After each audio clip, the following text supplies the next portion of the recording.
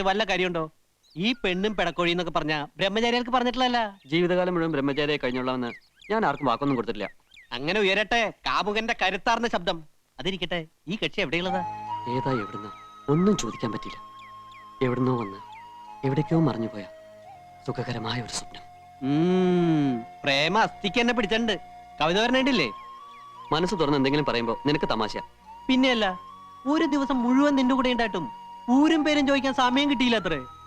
പലതും ചോദിക്കണമെന്നുണ്ടായിരുന്നു, പക്ഷേ അതിനുള്ള അവസരം ഒത്തുന്നില്ല. പേര് മായെന്നാണെന്ന് തോന്നുന്നു. ഭാഗ്യം, അതിപ്പോഴെങ്കിലും ഓർമ്മ വന്നല്ലോ. ഇനി കേരളത്തിൽ മൊത്തത്തിലുള്ള മായമാരുടെ ലിസ്റ്റ് എടുത്ത് അന്വേഷിച്ചാൽ കാര്യങ്ങൾ എളുപ്പമായി. നമ്മുടെ തോട്ടുവക്കത്തെ മേന്റമംഗൾ ഒരു മായുണ്ട്. ഇനി അതായിരിക്കോ? അതായിരിക്കാനാ സാധ്യത. അവരുടെ മൂത്ത മകൻ 7ാം ക്ലാസ്സിൽ പഠിക്കുന്നുണ്ട്. നമുക്ക് അവനോട് തന്നെ ചോദിക്കാം, നിന്റെ അമ്മ പരസ്യ ചിത്രങ്ങളെ അഭിനയിച്ചു തുടങ്ങിയോന്ന്. നിന്നോട് ഇതൊക്കെ പറയാമെന്ന് എന്നെ വേണം തല്ലാൻ. എടാ, നിനക്കറിയാലോ, കോളേജിൽ ഇത്രയേറെ പെമ്പിളരുണ്ടായിട്ടും എനിക്ക് ആരോട് ഇതുവരെ ഒന്നും തോന്നിയിട്ടില്ല. പക്ഷെ ഇതെന്തോ എനിക്ക് പറഞ്ഞു വെച്ചിരിക്കുന്ന പെണ്ണാണെന്നൊരു തോന്നൽ. എടാ, കാര്യം ഇത്ര സീരിയസ് ആണോ? ഇന്നലത്തെ ഷൂട്ടിങ്ങിന് ഞാനില്ലാഞ്ഞതാ കാരണം. ഞാനുണ്ടായിരുന്നെങ്കിൽ അവളുടെ ഡീറ്റെയിൽസ് മുഴുവൻ, ഭൂമിശാസ്ത്രവും ശരീരശാസ്ത്രവും എല്ലാം ചോദിച്ചു മനസ്സിലാക്കിയേനെ. പിന്നെ നിന്നോടല്ലേ അവള് പറയാൻ പോവല്ലേ? നമുക്ക് ആ ഡയറക്ടർ ഒന്ന് ചെന്ന് കണ്ടാലോ? അയാൾക്ക് ചിലപ്പോൾ അഡ്രസ് അറിയായിരിക്കും. എങ്ങനെയാണേലും വേണ്ടില്ല, ഒന്നുകൂടി അവളൊന്ന് കാണാൻ കഴിഞ്ഞാൽ മതിയായിരുന്നു.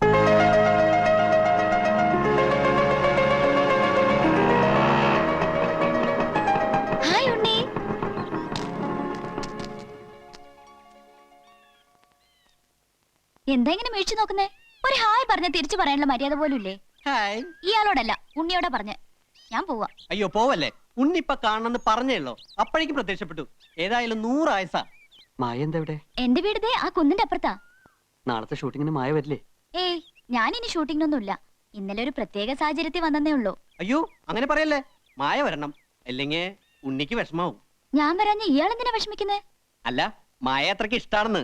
മായയല്ല, മായയുടെ ഡാൻസ് വളരെ നന്നായിരുന്നു. ഇവൻ അതാ ഉദ്ദേശിച്ചത്.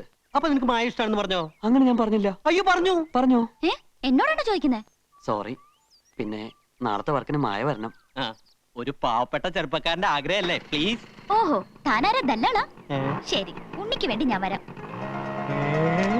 എടാ, അവൾ പറഞ്ഞു കേട്ടോ, ഉണ്ണിക്ക് വേണ്ടി വരാന്ന്. ഇത് വീണു. സത്യം സത്യം.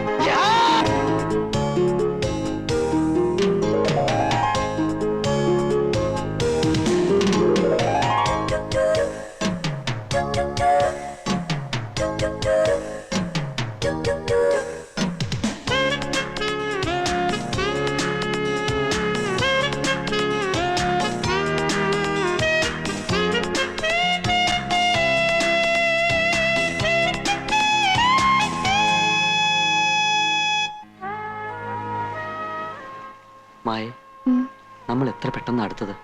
വൈകിപ്പോയെന്ന എന്റെ സംശയം. ഞാനൊരു കാര്യം ചോദിച്ചോട്ടെ? എന്തേ? ഉണ്ണിക്ക് എന്നോട് എത്രത്തോളം സ്നേഹമുണ്ട്? ഒരുപാട് ഒരുപാട്. ഈ കടലിനോളം? അതിലും കൂടുതൽ. എന്തേ, വിശ്വാസക്കുറവുണ്ടോ? ഉണ്ണി എനിക്ക് വിശ്വാസ. പക്ഷേ ബ്രഹ്മചര്യം ലംഘിക്കാൻ പാടില്ലെന്ന കോലോത്ത നിയമം. പ്രശ്നങ്ങളുണ്ടാവും. എല്ലാം നേരിടാൻ മായ തയ്യാറാണോ? ഉണ്ണിക്ക് വേണ്ടി എന്തിനും ഞാൻ തയ്യാറാ. മരിക്കാനാണെങ്കിലോ? മരിക്കാനും. ചുമ്മാ സ്റ്റൈല് പറയല്ലേ. ഞാൻ പറഞ്ഞത് സത്യ.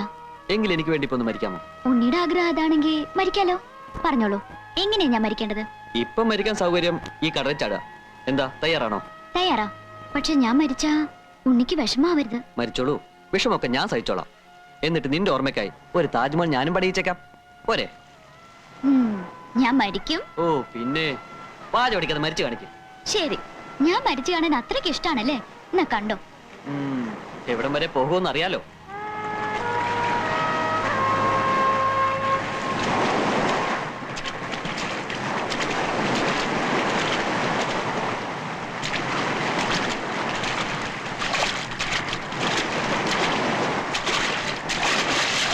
മായ, വേണ്ടോ?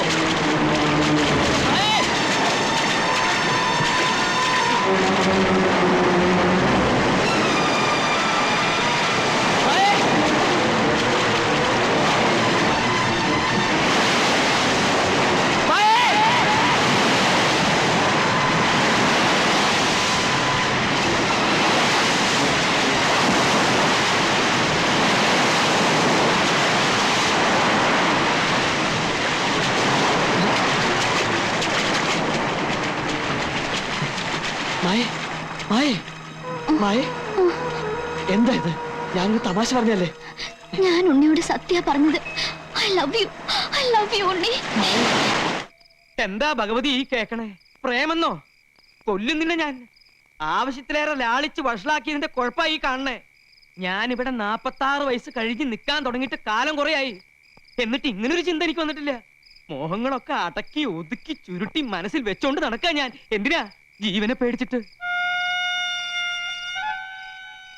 ഇവിടത്തെ പുരുഷന്മാര് ബ്രഹ്മചര്യം തെറ്റിച്ച എന്തൊക്കെ ദുരന്തങ്ങളാ ഉണ്ടാവാന്ന് നിനക്കറിയോ? ഇക്കാലത്ത് ഇതൊക്കെ പറഞ്ഞ ആരെങ്കിലും വിശ്വസിക്കോ? ഒക്കെ വെറും അന്ധവിശ്വാസങ്ങളാ. നിന്റെ പ്രായത്തിൽ ഞാനും ഇതൊക്കെ തന്നെ പറഞ്ഞത്. മീനാക്ഷിയെ വെറുതെ ഒന്ന് നോക്കിയതിന് ഞാൻ അനുഭവിച്ച കഷ്ടപ്പാടുകൾ എന്തെന്ന് എനിക്കല്ലേ അറിയൂ. അമ്മാവൻ എന്തൊക്കെ പറഞ്ഞാലും ശരി, എനിക്ക് അവളെ വിവാഹം കഴിച്ചേ വെക്കൂ. നീ ഇത് എന്നോട് പറഞ്ഞത് പറഞ്ഞു. ഇതെങ്ങാനും മുത്തശ്ശി അറിഞ്ഞാൽ എന്താ ഉണ്ടാവാന്ന് നിനക്കറിയോ? അതുകൊണ്ട് പ്രേമം വല്ലാതെ മൂത്ത് കഴിയുമ്പോ നല്ല തണുത്ത വെള്ളം തലയിലൊഴിച്ച് സഹസ്രനാമകീർത്തനവും ചൊല്ലി കമിഴ്ന്ന് കിടന്ന് ഹര ഹരോ ഹര ഹര എന്നാണ് പറഞ്ഞാ മതി. ഇത് തന്നെയാണ് ഞാനും ചെയ്തിരുന്നത്. അമ്മാവൻ മുത്തശ്ശിയോട് ഒന്ന് പറഞ്ഞു നോക്കൂ. നല്ല ശേലായി. ഈ നാട്ടിലെ മുഴുവൻ പുരുഷന്മാരെയും എങ്ങനെയാ ബ്രഹ്മചാരികളാക്കണ്ടേന്ന് ആലോചിക്കാൻ മുത്തശ്ശി. അതിന്റെ ഇടയിലാണ് വിവാഹം എന്ന് പറഞ്ഞ് നീ അങ്ങോട്ട് ചെല്ലണേ. കൊഴപ്പായി ദേവരുന്നു. ആർക്കായുടെ മംഗല്യം വേണ്ടത്? രാമോർമ്മയ്ക്കാണോടാ? എനിക്കല്ല. പോലോത്ത ആണുങ്ങളുടെ മൂത്തവൻ നീയല്ലേ? നീയൊക്കെ വേണ്ടെന്ന് വെച്ച മംഗല്യം പിന്നെ ഇവിടെ ആർക്കാ വേണ്ടത്? ഞാനായിട്ട് അത് പറയണില്ല. വേണ്ടപ്പെട്ട ആൾ ഇവിടെ ഉണ്ട്. ആരെ?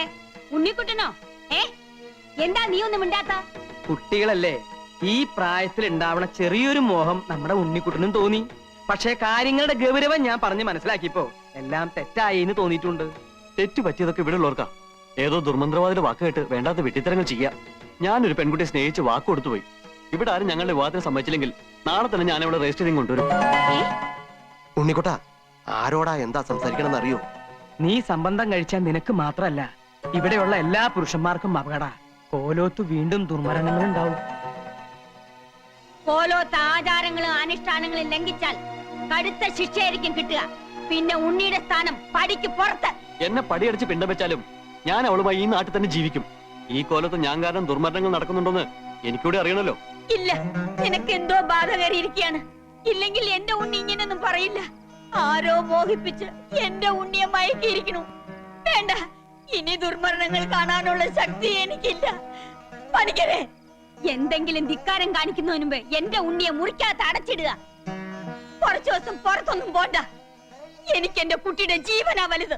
വേണ്ട, എന്റെ ആഗ്രഹം സാധിച്ചു തരാത്ത മുത്തശ്ശിയും വീടും ഒന്നും എനിക്ക് വേണ്ട. നീ എന്താ പറഞ്ഞത്? ഞാൻ പോവാ. ഉണ്ണി, അവിടെ നിൽക്കാനാ പറഞ്ഞത്. ഉണ്ണി,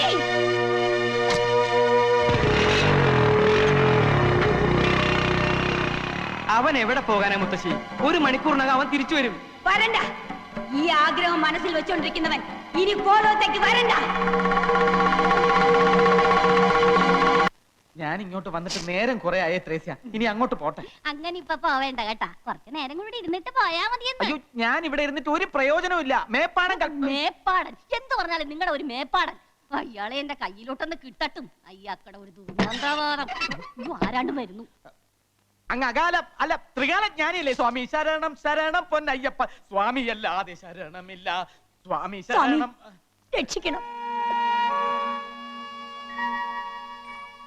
എന്റെ ഉണ്ണി ഈ കുടുംബത്തിന്റെ അന്തകനായി മാറാൻ പോണു. അവന് വിവാഹം കഴിക്കണമെന്ന് ഏതോ ഒരു പെണ്ണുമായി അവന് പ്രേമമാണെന്ന്. ഈ കുടുംബത്തിലെ പുരുഷന്മാർക്ക് ഈ ജന്മത്ത് സ്ത്രീ സുഖം പാടില്ലെന്ന് അറിയാലോ. എന്റെ മോന്റെ മനസ്സ് മാറ്റാൻ എന്തെങ്കിലും ഉപദേശിക്കണം. ഓ, ഒന്നും മനസ്സിലാവുന്നില്ല. മനസ്സ് മാറ്റിത്തരാൻ ശ്രമിക്കാമെന്ന് അദ്ദേഹം പറയുകയായിരുന്നു. മാത്രമല്ല, ഈ കോലോത്തെ ആണുങ്ങൾക്ക് വിവാഹം കഴിക്കാൻ കഴിയുന്ന തരത്തിൽ ഒരു വിശേഷാൽ പൂജ നടത്തി തരാനും അദ്ദേഹത്തിന് ഉദ്ദേശമുണ്ട്. എന്ത് പൂജ നടത്തിയാലും അത് ശരിയാവില്ല സ്വാമി. കർമ്മികളിൽ വെച്ച് കർമ്മിയായ മേപ്പാടിന് പോലും ഈ കുടുംബത്തെ ബാധിച്ചിരിക്കുന്ന ദുരാത്മാവിനെ പേടിയാ. അത്രയ്ക്ക് ഭയങ്കര അവള്. അതിനേക്കാൾ ഭയങ്കരിയ എന്റെ കുട്ടിയെ മയക്കി വശത്താക്കി അവൾ. ഇവിടത്തെ കുട്ടികളെ വശത്താക്കി കുടുംബം നശിപ്പിക്കാൻ വരുന്നവളെ ഈ ഭൂമിയിൽ ഞാൻ വെച്ചേക്കില്ല. മുത്തശ്ശി, ഉണ്ണിയേട്ടന്റെ ബൈക്ക് ആക്സിഡന്റ് ആയി. ഏട്ടനെ ഹോസ്പിറ്റലിൽ അഡ്മിറ്റ് ചെയ്യിക്കണമെന്ന് ഫോൺ വന്നു. എന്റെ ഉണ്ണി കേട്ടോ സ്വാമി? മനസ്സിലായിരുന്നത് തോന്നിയതേ ഉള്ളൂ, അപ്പൊ തന്നെ അപകടം വന്നു. എന്റെ ഈശ്വര, എന്റെ ഉണ്ണിക്കൊന്നും വരുത്തരുതേ. എന്റെ ഉണ്ണി ഈശോയെ, ഇത് എന്നാ പരീക്ഷണമാണ്.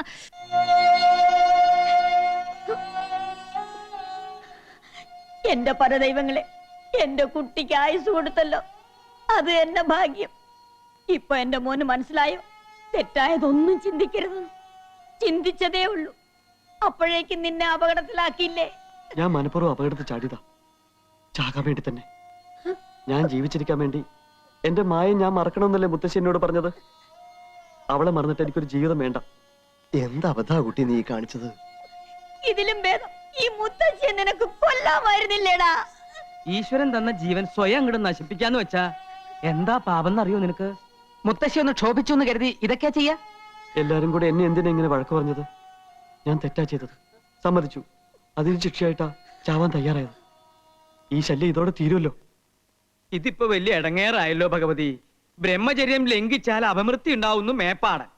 ബ്രഹ്മചര്യം ലംഘിക്കാൻ അനുവദിച്ചില്ലെങ്കിൽ സ്വയം അപമൃത്യു വരിക്കുമെന്ന് ഉണ്ണിക്കുട്ടൻ. ഇനിയിപ്പോ എന്താ ചെയ്യാ?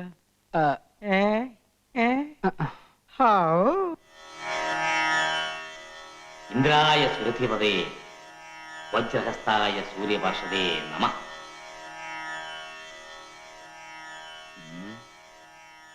തമ്പുരാട്ടി ക്ഷമിക്കണം. മന്ത്രവിധി പ്രകാരം ഒരു നിവൃത്തിയും നാം കാണുന്നില്ല. ഈ വിഷയത്തിൽ പിന്നെ ആകെയുള്ള പരിഹാരം ഒന്നേ ഉള്ളൂ. ഉണ്ണിക്ക് അത്രയ്ക്കങ്ങട് നിർബന്ധാച്ചാ വിവാഹമാകാം ദേവി. പക്ഷേ വിവാഹം കഴിഞ്ഞാലും ബ്രഹ്മചര്യം കാത്തു സൂക്ഷിക്കണം. ചുരുക്കി അങ്ങോട്ട് പറഞ്ഞാല് സ്ത്രീ സുഖം അനുഭവിക്കാൻ പാടില്ല. ആ കുട്ടി അത് ലംഘിക്കില്ല എന്ന് തമ്പുരാട്ടിക്ക് ഉറപ്പുണ്ടെങ്കിൽ വിവാഹത്തിന് അനുവാദം കൊടുക്കാം. അയ്യോ, അത് അവര് തീരുമാനിക്കേണ്ടതല്ലേ, മുത്തശ്ശിക്ക് എങ്ങനെ ഉറപ്പ് വരാൻ പറ്റുക? അതാ പറഞ്ഞത്, വിവാഹം പാടില്ല എന്ന്. മേപ്പാടം പറഞ്ഞതിന്റെ അർത്ഥം ഇപ്പൊ നിനക്ക് പിടികിട്ടിയ? പേരിനൊരു വിവാഹവും കഴിച്ച് പെണ്ണിനെയും കെട്ടി എഴുന്നള്ളിച്ച് വേണമെങ്കിൽ നടന്നോ. ഇവിടെ ആർക്കും ഒരു വിരോധവും ഇല്ല. വേണ്ട ഉണ്ണി, വിവാഹം കഴിച്ചില്ലെങ്കിൽ കഴിച്ചില്ലെന്നേ ഉള്ളൂ. പട്ടിണി കിടക്കുന്നവന്റെ മുമ്പിൽ പാൽപ്പായസം കൊണ്ടുവച്ചിട്ട് അത് കഴിക്കാൻ പാടില്ല, വേണമെങ്കിൽ നോക്കിക്കൊണ്ടിരുന്നു എന്ന് പറഞ്ഞാല് അതിന്റെ വിഷമം ഭയങ്കര. എന്താ ആ വിഷമം നിനക്ക് ഏതാണ്ട് ഉള്ളത് പോലെയാണല്ലോ നിന്റെ സംസാരം. ഞാനൊരു പഴഞ്ചൊല്ലി പറഞ്ഞല്ലേ, ബ്രഹ്മചാരികളായ നമുക്ക് ഇതിന്റെ വിഷമം നന്നായിട്ട് അറിയാമല്ലോ, പ്രത്യേകിച്ചും എനിക്ക്. എന്റെ ആവേശാനന്ദ സ്വാമി ഇതൊക്കെ ആലോചിക്കുമ്പോ എന്റെ നെഞ്ചത്ത് തീ ആളിക്കത്തുക. തീ ആളിക്കത്താൻ നിന്റെ നെഞ്ചിൽ എന്താ പെട്രോൾ ടാങ്കാ കെട്ടി വെച്ചിരിക്കുന്നത്? എടാ, ആണുങ്ങളായ കുറച്ചൊക്കെ മനസ്സിനൊരു സംയമനം വേണം. ഒരു സുന്ദരിയായ പെണ്ണിനെ വിവാഹം കഴിച്ച് ബ്രഹ്മചര്യം തെറ്റിക്കാതെ സംയമനം പാലിച്ച് ഞാൻ വേണമെങ്കിൽ കാണിച്ചു തരാം. അതൊന്നും അമ്മാവനെ കൊണ്ട് സാധിക്കില്ല. ഞാൻ കെട്ടി കാണിച്ചു തരാം. നടക്കില്ല. ആര് പറഞ്ഞു? ഞാൻ കാണിച്ചു. എന്താ രാമ? അല്ല, ഞാൻ ഈ കുട്ടിയോട് പറയായിരുന്നു എന്തിനാ ഇപ്പോഴും ഇങ്ങനെ വിവാഹത്തെ പറ്റി ചിന്തിച്ച് മനസ്സിന്റെ കൺട്രോളുകൾ. അതല്ലല്ലോ അമ്മാവൻ പറഞ്ഞത്, വേണമെങ്കിൽ കെട്ടി കാണിച്ച് കൺട്രോൾ. അത് തന്നെയാ ഞാൻ പറഞ്ഞത്. പിന്നെ വേറെ എന്തെങ്കിലും പറഞ്ഞോണ്ടൊന്നും എനിക്ക് ഓർമ്മയില്ല. നോക്കിയേ, കാര്യങ്ങളൊക്കെ ഉണ്ണി അറിഞ്ഞല്ലോ. നിന്റെ സങ്കടം കണ്ട് മുത്തശ്ശി മേപ്പാടിനോട് സംസാരിച്ചു. പക്ഷേ ഒരു നിവൃത്തിയില്ല കുട്ടിയെ. മായയെ സ്വന്താക്കാൻ വേണ്ടി എന്ത് ത്യാഗം ചെയ്യാനും ഞാൻ തയ്യാറാ. വിവാഹം കഴിഞ്ഞാലും ഞാൻ ബ്രഹ്മചാരിയായിട്ട് ഇരുന്നാ പോരെ? ബ്രഹ്മചര്യം എന്ന് പറഞ്ഞാ എന്താ അർത്ഥം എന്ന് അറിയോ നിനക്ക്? എല്ലാ അർത്ഥവും എനിക്കറിയാം മുത്തശ്ശി. വേറൊന്നും വേണ്ട. ജീവിതകാലം മുഴുവൻ അവൾ എൻ്റെ അടുത്ത് ഉണ്ടാവുമല്ലോ, അത് മതി. ഞങ്ങളുടെ വിവാഹം മുത്തശ്ശി നടത്തി തരണം. എന്താ സാവിത്രി ഇവനീ പറയണേ? നീ ഒന്ന് പറഞ്ഞു മനസ്സിലാക്കുക. പേരിനൊരു മംഗലം കഴിച്ചോണ്ട് എന്താ പ്രയോജനം? മോൻ സമ്മതിച്ചാൽ തന്നെ ഇങ്ങനൊരു വിവാഹത്തിന് ഏതെങ്കിലും പെൺകുട്ടി തയ്യാറാവൂ? ഭാര്യയാകുക, പിന്നെ അമ്മയാകുക, മുത്തശ്ശിയാകുക, ഇതൊക്കെ എല്ലാ പെൺകുട്ടികളും ആഗ്രഹിക്കുന്നതാ. അതൊക്കെ വേണ്ടെന്ന് വെച്ച് നിന്റെ കൂടെ ജീവിക്കാൻ ആ കുട്ടി തയ്യാറാവൂ? തയ്യാറാകും.